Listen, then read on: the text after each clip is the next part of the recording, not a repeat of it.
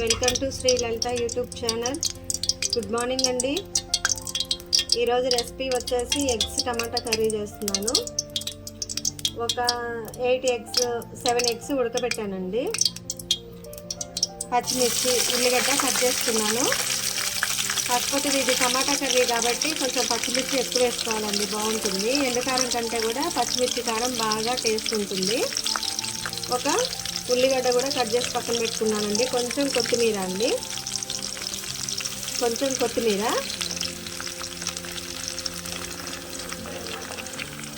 ఉల్లిగడ్డ అండి ఇలా కట్ చేసుకున్నాను.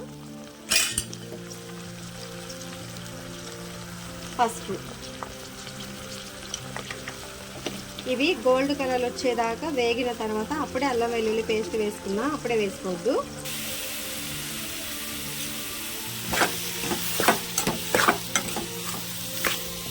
మనము ఎగ్స్ ముందే నూనెలో వేయించుకుంటే బ్రౌన్ కలర్ వచ్చేదాకా వేయించుకోవాలండి. కాకపోతే ఏంటంటే ఇది సమ్మర్ కాబట్టి ఎగ్స్ మధ్యకి పగిలిపోతూ ఉంటాయి. అందువల్ల నేను కర్రీ మధ్యలో ఉడికేటప్పుడు వేద్దామండి. ఆల్రెడీ కొంచెం అక్కడక్కడ క్రాక్స్ ఉన్నాయి కాబట్టి కర్రీ అంతా నీచు వాసన వస్తుంది. అందుకని కొంచెం కర్రీ మొత్తం ఉడికి ఇంకొక 2 నిమిషాల్లో దింపుతామనంగా మనం ఎగ్స్ వేసామనుకోండి, నీచు వాసన రాదు. ఇప్పుడు సిమ్లో పెట్టి కూర టమాటా మొత్తం మగ్గేదాకా ఉడికినిది. టమాటా బాగా మగ్గాలండి. ఒకవేళ మనం దోరకాయలు తీసుకున్నాం అనుకోండి, మనం దాన్ని మధ్యకి కట్ చేసుకొని టమాటాలు నూనెలో వేయించేసుకొని మిక్సీ పట్టి కూడా టమాటా గ్రేవీ కర్రీ చేసుకోవచ్చండి. కాకపోతే మనం ఇట్లా రెగ్యులర్గా ఇలాగే చేసుకుంటాం, తొందరగా అయిపోతుందని. ఇంకా రెస్టారెంట్ స్టైల్ కావాలంటే టమాటాలు ఏం చేయాలంటే కట్ చేసుకున్న తర్వాత నూనెలో వేయించుకోవాలండి. వేయించుకున్న తర్వాత ఉల్లిగడ్డ అండ్ టమాటా 2 కూడా మిక్సీ పట్టి మనం జీడిపప్పు, అలాగే కొంచెం బాదం గింజలు, అల్లం వెల్లుల్లి పేస్టు, గరం మసాలా ఇవన్నీ యాడ్ చేసుకుంటే గ్రేవీ కర్రీ అవుతుందండి రెస్టారెంట్ స్టైలు. కాకపోతే నేను నార్మల్గానే చేస్తున్నాను. కొంచెం కారం యాడ్ చేసుకుందామండి. కారం యాడ్ చేసుకొని ఒక 2 నిమిషాల తర్వాత మనం ఎగ్స్ యాడ్ చేసుకుందాం.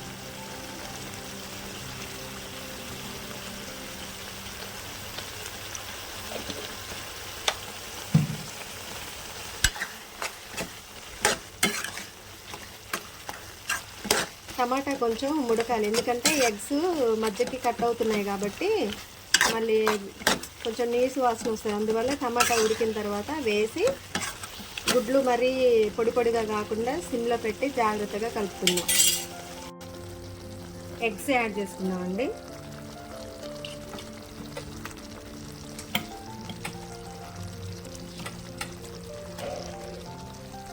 కలదిప్పకుండా సిమ్లోనే ఒక 5 నిమిషాలు కరెక్ట్గా ముక్కలు ఈ ఎగ్స్ మొత్తం కూడా, అంటే ఎగ్స్ ఇట్లా క్రాక్ ఇచ్చాయి కదండి, దీంట్లోకి టమాటా రసం వెళ్తుంది. కదిపేటప్పుడు మనం జాగ్రత్త కదుపుకోకపోతే ఇది 2 ముక్కలు అయిపోయి లోపల సొన బయటకు వచ్చిందనుకోండి, అదే చందమామ అంటారుగా, బాగా స్మెల్ వస్తుంది. అందువల్ల జాగ్రత్తగా కలుపుకోవాలి. కలదిప్పుకుందామండి. చాలా జాగ్రత్తగా తిప్పుకోవాలండి, ఎందుకంటే ఎగ్స్ స్మెల్ వస్తే బాగుంటుందండి. అందువల్ల కొంచెం జాగ్రత్తగా, ఎగ్గు పగలకుండా ఆల్రెడీ కొంచెం పగిలాయి, ఇలా తిప్పుకోవడమే. గరం మసాలా వేయట్లేదండి, ఎందుకంటే ఈ మధ్య మసాలాలు ఎక్కువ అవుతున్నాయి. సమ్మర్లో వద్దనుకొని పైన పొడి మసాలా వేయట్లేదు. ఆల్రెడీ నిన్న చికెన్లో కూడా కొంచెం మసాలాలు ఎక్కువైపోయినాయి, కొంచెం మళ్ళీ తగ్గించాలండి. ఒక 2 నిమిషాలు అయితే కర్రీ రెడీ అవుతుంది. మా శ్రీ లలిత యూట్యూబ్ ఛానల్లో వీడియోస్ చూడండి. కొంచెం ఈ మధ్య బాగా కొంచెం నాకు హెల్త్ ఇష్యూస్ వల్ల వీడియోస్ పెట్టలేదండి. ఇంకా పబ్లిక్ కూడా రిసీవ్ చేసుకోలేదు. వ్యూస్ బాగా తగ్గాయి. కష్టపడుతున్నామండి. కొంచెం ఏదో ఒకటి ఉంటుంది కదా, టైంపాస్కి అయితే ఎవరు ఇంత హార్డ్ వర్క్ చేయరు కదండి.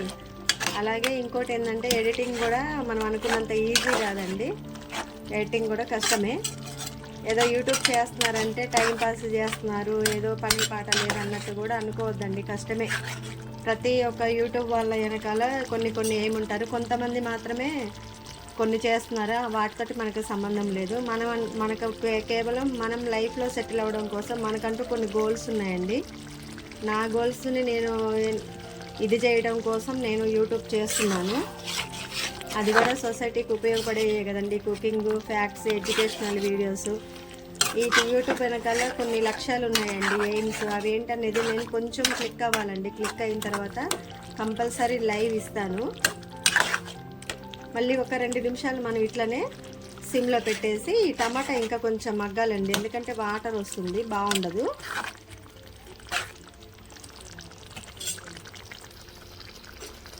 టమాటా చూసారా దగ్గరికి అయింది కొంచెం.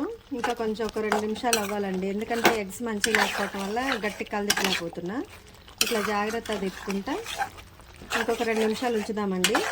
పొడి మసాలా వేసుకోవచ్చు దీంట్లో. అసలు ఇది ఆలుగడ్డను దోసకాయ వేసుకోవచ్చు అండి, ఎగ్స్ కలిపి. లేదా ఓన్లీ ఎగ్స్ దోసకాయ కర్రీ చేసుకోవచ్చు. దీంట్లో ఎగ్స్ సూప్ పెట్టుకోవచ్చు, సొరకాయ యాడ్ చేసుకోవచ్చు. కొంచెం ఒక 2 నిమిషాలు మళ్ళీ సిమ్లో అయిపోయిన తర్వాత స్టవ్ ఆఫ్ చేసుకుని వేరే బౌల్లోకి ట్రాన్స్ఫర్ చేసుకుందాం. కర్రీ రెడీ అండి.